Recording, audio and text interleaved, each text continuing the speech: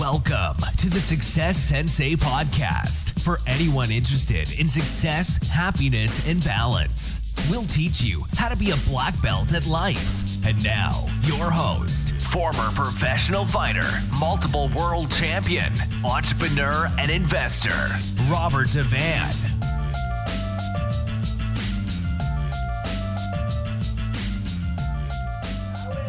This is Roundhouse Rob, the Success Sensei, helping you to win at life one kick and punch at a time. Today we're talking about 2 steps forward and 1 step back. This is episode 194. Welcome to the starting round. Hands up. It's the starting round on the Success Sensei podcast. 2 steps forward and 1 step back.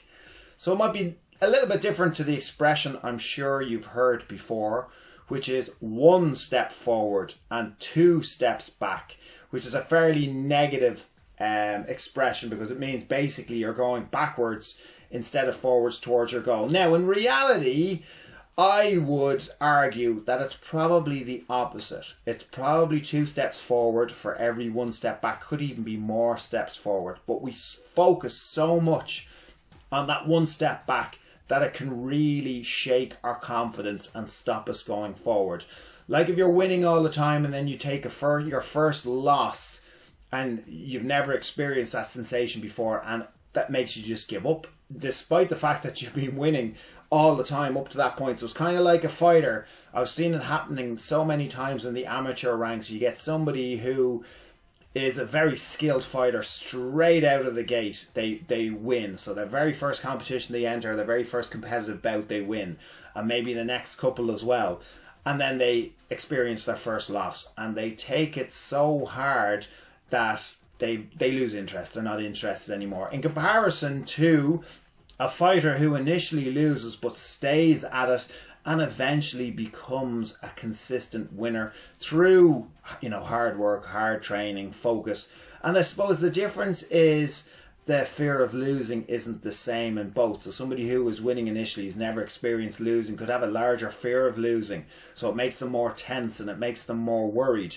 So the same applies to business and investing failures. If you're so focused on the step backs, and if those step backs and those setbacks knock your confidence or shake your confidence, or if you're overly focused on how you could fail, then you're probably not going to progress forward at the rate that you could potentially progress forward. Speaking of progression, we progress in ranges, so not in points. So what I mean by that, and this is especially useful, I think, for personal trainers, I think a lot of the time we could be chasing our personal bests all the time. But the problem is, sometimes you have bad days. Sometimes you're tired. Sometimes you're cold. Sometimes you've eaten too late, or you've not eaten at all, or you've not eaten the right food, or you had a heavy night of alcohol and partying the night before, or you're stiff, or you're injured, or you're just not motivated, or you were comfortable before you were required to do what you were required to do. There's many reasons why you might not be able to attain your personal best. And what I'm saying to you is you don't necessarily have to beat your personal best every single time. In fact, it can be such a large conscious goal. Your conscious and your subconscious can really struggle with the fact that you have to go out and put in a personal best session every single time.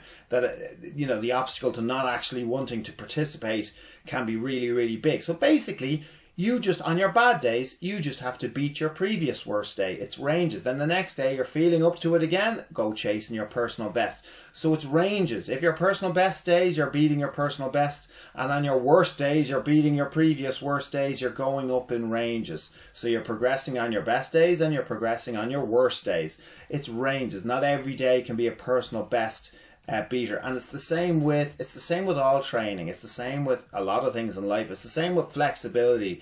I've noticed a lot. I mean, sometimes if you were using something that can actually measure the degree of flexibility as to the degree of your splits, for example, which is useful for dancing, gymnastics and martial arts, it would be used a lot. So say one day you've got 160 degrees, you've got out to 160 degree split on a split machine and it's showing you where you're at, and the next day you get in and you can only do 150 degrees. So obviously you're going to be disappointed because you didn't get the 160. But if your next bad day was 152 degrees, you've improved on your bad day. And then you can chase and try to get to 162 degrees another day. But if you only get 154 and you build back up to 162, your bad days. Hopefully I haven't confused you. I don't want to overly complicate it with numbers, but you get what I mean. It's ranges that we progress in, not in individual points, because it's impossible to do that every single time. You need to learn from the back steps. So whatever it is that knocked you back. So as we said, you're probably gone forward 2 steps and then you get a setback. Whatever that setback is, learn from it. Sometimes you have to take a punch to give a punch. Now, I'm not suggesting that, every time you willingly take a punch to give a punch, but sometimes you'll take a punch to be able to launch into a combination. And you should be trained in such a way that if you get a knockback, you immediately throw a combination so that it increases your odds overall. In other words, what I'm trying to say is keep marching forward. Inches are still forward momentum. It doesn't have to be feet or yards or miles or kilometers or whatever metric you use to measurement in your country. Small amounts, millimeters, is still moving forward. It's still a measurement, and they're very, very small millimeters, but it's still moving forward. If there are setbacks, don't get caught up in that solitary moment of time, because your time is a lifeline. You can imagine if our timeline, well, hopefully it's a lifeline, but a timeline, like if you could imagine it was graphed out, if you came to the end of your days and your life was on a graph, try to be more on the up than on the down part of the graph. In other words, try to win more than you lose. 2 steps forward, 1 step back, and go again another couple of steps forward. As many steps forward as you can go again before the next setback, and go again.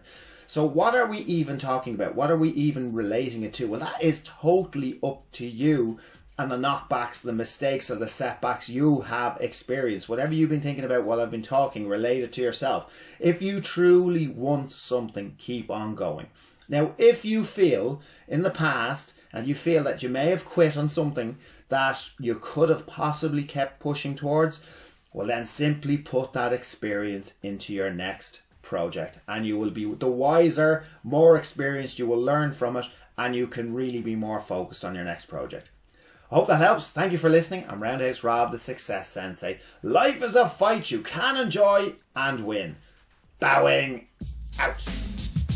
This has been the Success Sensei, fighting the winning fight. So add us, subscribe, like, and comment. Keep those hands up and keep moving forward.